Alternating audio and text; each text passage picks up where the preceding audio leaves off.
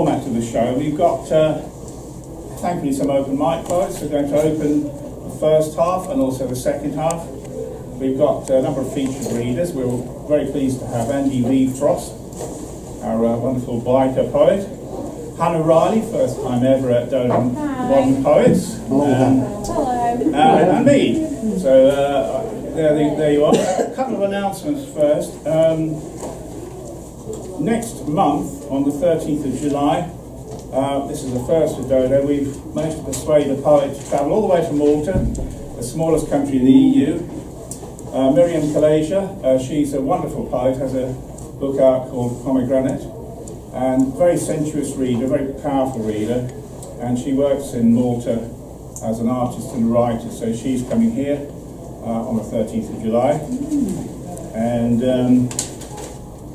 also, announcement, one of our friends in the publishing poetic world, Palewell Press, would like you to be aware of a launch of a new publication, Tiger in Clay, by Rana Abdul Fattah, who is a exiled Syrian woman writer. And that's at West Greenwich Library on Tuesday the 1st of August. I think is it free admission? Yeah, free admission. Yeah.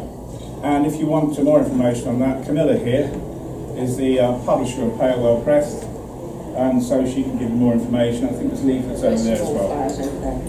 So that's all that. If you want to know about where we are, this is a place which has a very fantastic history actually. This very room of performance of all kinds over the years. About 50 odd years ago, Martin Carthy, the folk musician, used to run a regular night here. And one night a young man turned up with an American accent and said, I'd like to sit in and have a listen. Martin recognised this is Bob Dylan. Said, would you like to sing a couple of songs? And he said, no, I'll just listen. But eventually after he'd heard a few songs, he got up and he sang 3 songs in the very spot where I'm standing, I think. So that's quite exciting. More practical, but probably not so exciting, is that there is a toilet on this floor. So you don't have to go all the way downstairs and fight through the crowds to get to the bar. Good plumbing. Good plumbing, yeah. Good plumbing, yeah. So 3 cheers for the plumbing. Okay, so we're going to start. We've got 5 open mic poets tonight, so you can each read 3 poems if you like. And we're going to start with Brian Baker, wherever Brian is. Over there. Hey, Brian.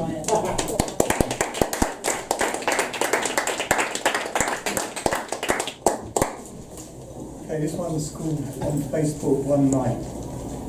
The email said, someone you may know, I deleted it. Another popped up. You know this person, I deleted it. Another. You know this person. An attachment of me in a queue at the fish and chip shop. A white arrow pointed to a man 2 paces behind, wearing a hoodie, I deleted.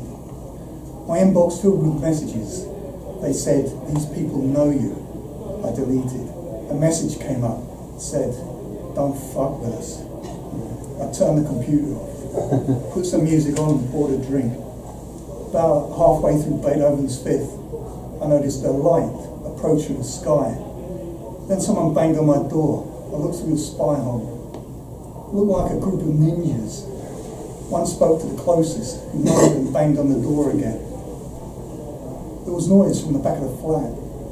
I went to the living room. A helicopter was hovering outside, light bleaching through the windows. Its engine almost drowned the crack when my front door was kicked in. The new message on the computer, the letters filling the screen, said, told you.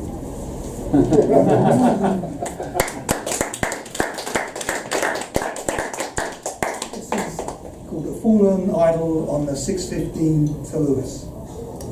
I sat opposite a big man talking on his phone. He looked familiar, middle-aged, with long slick back hair and crumbs down his shirt front. A woman in a suit, also middle-aged, watched him from across the aisle. He put on sunglasses. We heard no one was suitable for the role opposite him, apart from Sasha. He'd fired everyone else who wanted to go to California. He might sack his director too and asked the caller how much he would pay to get the gig. And did he know anyone who would do his ironing? He stopped, checked the phone and put it away. Then suddenly stood up, what the fuck are you looking at? The shades made it hard to tell who he was talking to. I hoped it was the elderly man next to me. He leaned in close and said, I see you. How do you like it? Prick. Everyone in first class stared at him. He straightened and said, yeah, have a good look. Everyone looked away, apart from the woman whose jaw dropped. As he turned to me again, his phone rang. He scrutinised it, then slumped into his seat. Hey Julian, how you doing? We were still talking at Lewis when he stood, casually this time. The woman lowered her paper bag, watched him get off, then leaned across to me and asked, what's that? I said, I think it was. She said, went back to her book. Then she looked up again and said, I used to like him.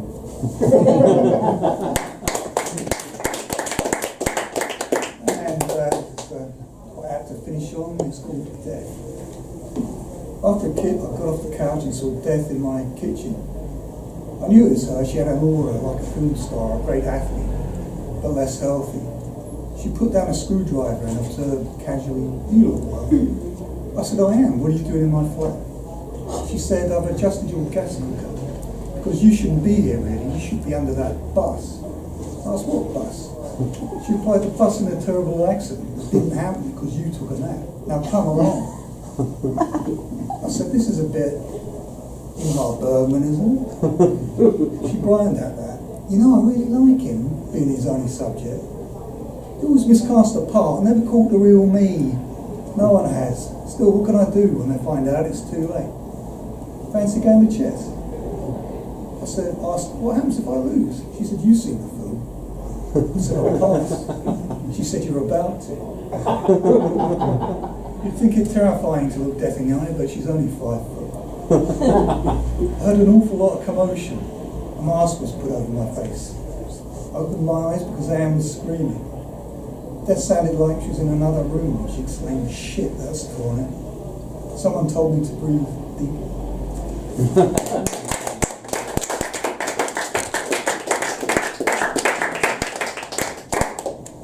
Thank you very much, Brian Baker. And next up is Dave Martin.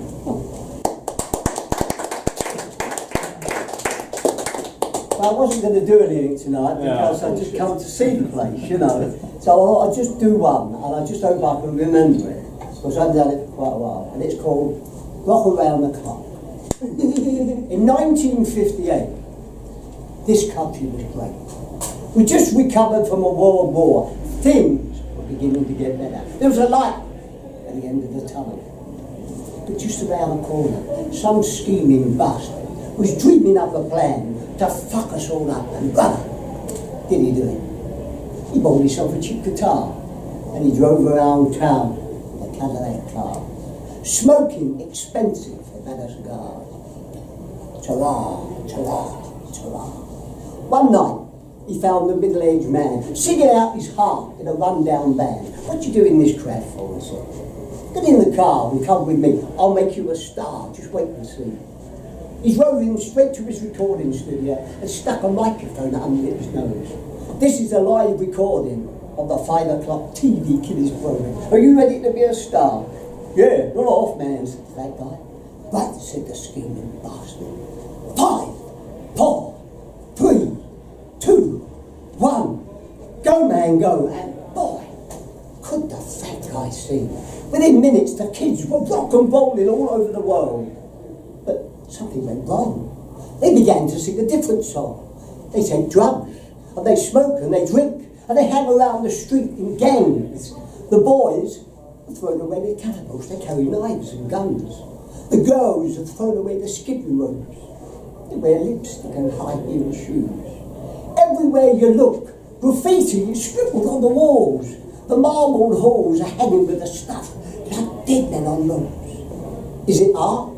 No, it's vandalism. But the rich have got to have it. It's become an obsession. I'll tell you what, there's so much money to be made in this country today. Do you know what I'm going to do? I'm going to buy myself a cheap guitar and drive around town in a Cadillac car, smoking expensive Havana cigars. Ta-ra, ta-ra, ta-ra, Thank you. I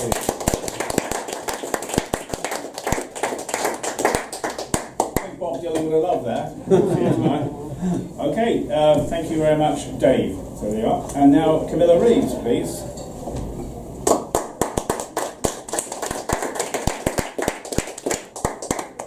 Yeah, I'm going to read the three, because I'm allowed to, which is cool. The first two are about where I come from, and the third one is where we're going next. The first one is the long journey of humans. How old was I last night? In the darkness and quiet of my own back garden, I looked up to a sky brushed with clouds of grey, uplit apricot from the city, and I felt so young. The long journey of humans stretched far ahead of me, full of promise and wonder. The eyes of unnamed stars peered down between the clouds, as strangers, hopeful friends, glance from the corner of a rock and make a new land homely.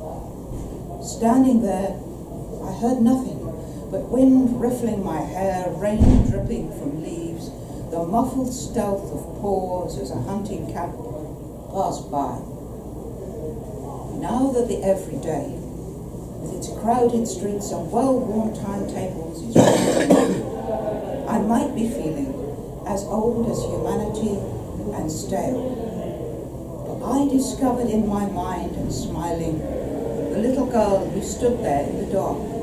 She is still full of wonder and delight, still looking up and out and round her at the enchanting and unknown, where the return of daylight has not this time achieved the death of promise or the end of mystery.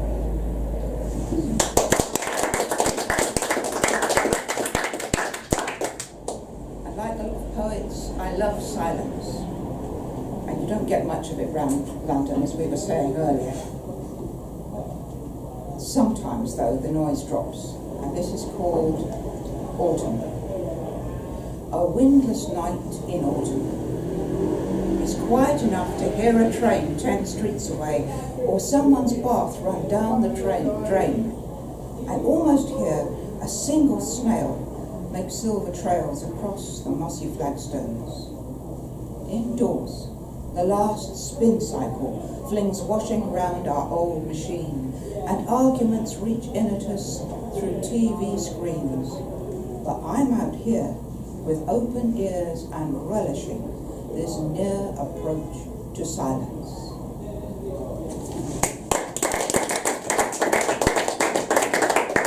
And this is me in a very different mood. I don't know about you, but I look around Brexit, the whole bit, and I'm not happy. It's called Not Responsible. This holiday, I'm not responsible for anything, not putting out the food waste, nor making sure the dustbin's cleaned with soap and scrubbing brush, picking up apples from our tree, or feeding cats. I'm ready for a rest. Not responsible for Europe's burgeoning economy, adding my efforts, however meagre, to industry, capitalism, globalization. Doing every day what would be work for 1 million patient corporate scribes if computers had never been invented. Not responsible. I need do nothing industrious or creative, just sit idly back propped on satin cushions, head resting first on one hand and then the other. After all, it's what I'm here for, relaxation, to rest my weary brain and aching spirit, till ready to return to work, into the fray. Not responsible for year-on-year expansion, banking cock-ups, a billion ground down faces of the poor. I tell myself that constantly, attempt to turn my mind away from banking crises, from migrant problems. The peasant farmer spiraled into debt, his field dust silky as expensive makeup. My irresponsibility baffles and saddens me, glimmers balefully like Banquo's vengeful ghost, and the silvery pathways of desire across the Atacama, saying, These are the ways you go, the ways you went before. We know how foolish and unprincipled you are. Look on your works, you idiot, and despair. You were not responsible, and this is what became of it. In the night, as my longed-for rest retreats into a fantasy, I lie upon the hotel bed, dream wandering the gilded corridors of irresponsibility, consumed by guilt.